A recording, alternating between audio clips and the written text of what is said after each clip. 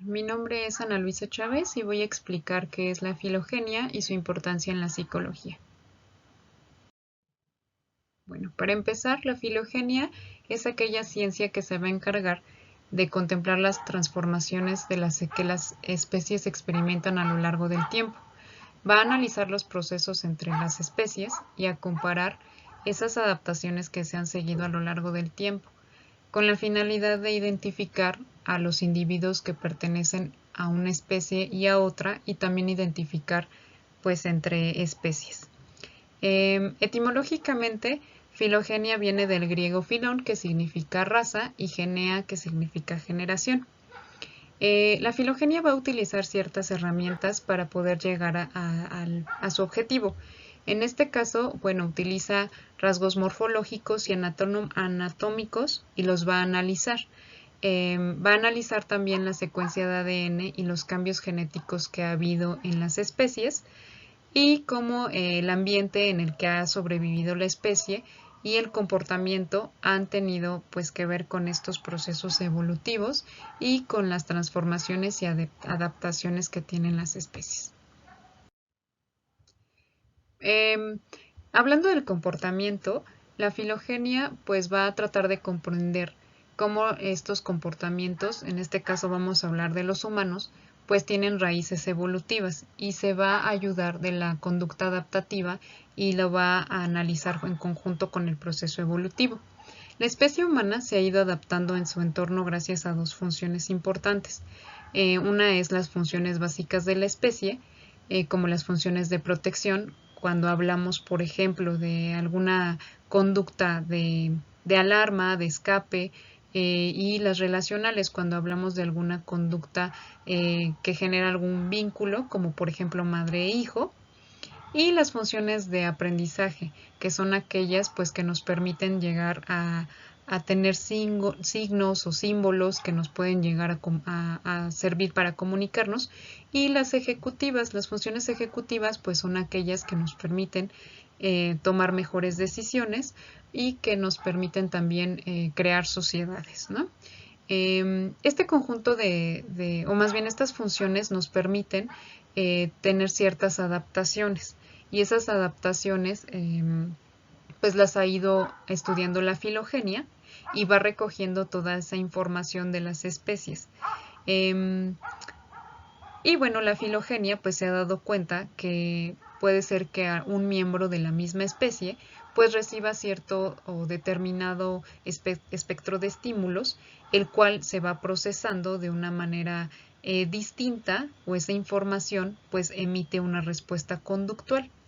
Por ejemplo, en el caso de las funciones básicas de la especie, en la función de la protección, cuando por ejemplo una especie, un mono, nota que hay un depredador cerca, pues se activa la conducta de huir, y entonces pues esa es un ejemplo de cuando el estímulo pues nos da oportunidad a la conducta, ¿no? Entonces, estas adaptaciones pues son las responsables de que haya diferencias entre las especies. Por ejemplo, también, pues anatómicamente las aves tienen dos alas, lo que le permite volar, ¿no? Entonces, esa es una conducta pues que le permite volar.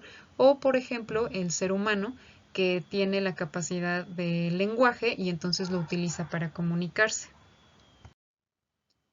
Y bueno, pues la filogenia va identificando entonces a los individuos que pertenecen entre una especie y otra. Y en ocasiones pues se da cuenta que hay especies o dentro de una misma especie pues los individuos no son idénticos, y que estas diferencias pues hacen también que o estas diferencias pues son motivadas por los genes y por las interacciones que tienen en el ambiente a lo largo de la vida. Eh, la filogenia, pues también, y la ontogenia se basan en la conservación de la organización y la adaptación al cambio. Es decir, si una especie logra sobrevivir y su organización no se ve alterada, pues entonces sobrevive y puede dar continuidad con sus siguientes generaciones. Pero si en algún momento la organización se altera o este individuo no logra adaptarse al cambio, pues entonces su generación pues no continúa y entonces puede hasta existir la extinción de la especie. Y bueno, es importante pues que hablemos también sobre los cambios que ha tenido el sistema nervioso en la especie humana. Y pues sabemos que el ser humano pues tiene características evolutivas y estructurales similares a las de otras especies. Sin embargo, lo que lo diferencia pues es que tiene la capacidad de bueno, vamos a identificar cómo las relaciones evolutivas pues han hecho que el ser humano pues sea considerado como un animal único. Para esto pues tenemos que hacer una comparación bioquímica genética y pues a nivel molecular sabemos que todos los seres vivos pues tienen una base de genoma de ADN similar y que pues esta incluye a los genes y la secuencia que activa y desactiva estos genes.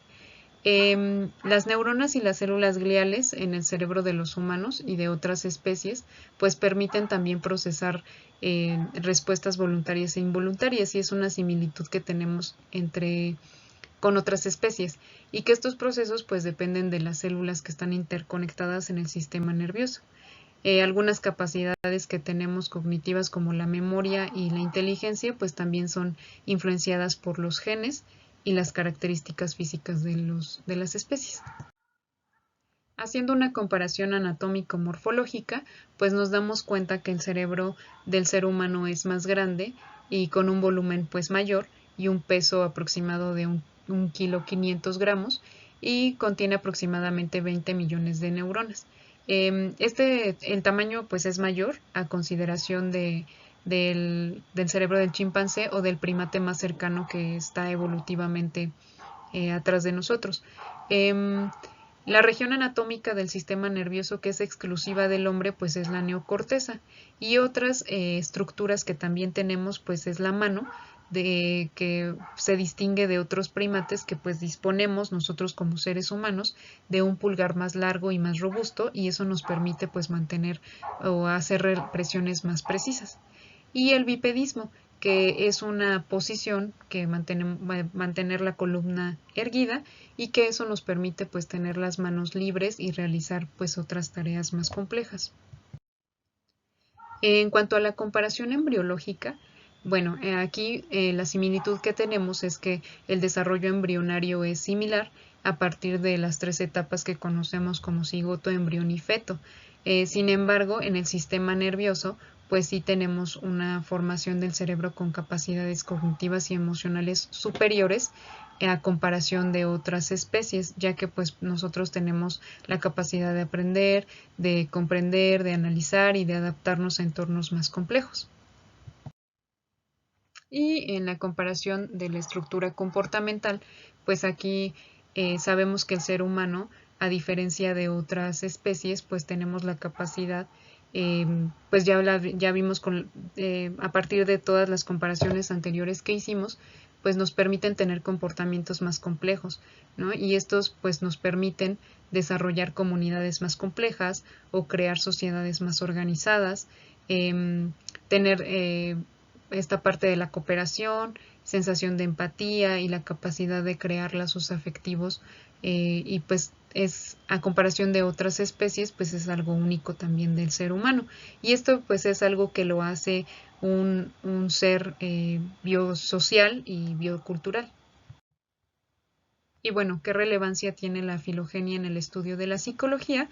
Bueno, pues con todas las comparaciones que vimos anteriormente, pues sabemos y podemos distinguir que el ser humano pues es único en el planeta, ¿no? Y que tiene características únicas y que pues estas permiten identificarlo como un animal biocultural con funciones cognitivas pues necesarias como aprender, crear, planificar, organizar y con el comportamiento necesario para adaptarse al entorno.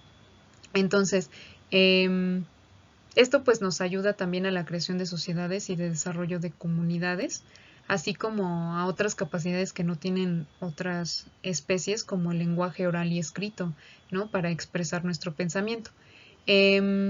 Y aquí pues la relevancia que tiene con la psicología es que pues nosotros continuamos en desarrollo y en evolución como ser humano y que nuestra mente sigue en ese proceso evolutivo. Entonces, la psicología, al estudiar la mente y los procesos del pensamiento y de la mente, pues también necesita de la filogenia para poder llevar a cabo pues el proceso de investigación sobre la mente, ¿no? Y pues en conclusión podemos decir que el ser humano pues es único en su especie y se distingue por todas estas características biológicas y culturales que no tienen las demás especies. Por acá dejo mis referencias bibliográficas y pues les agradezco mucho por su atención.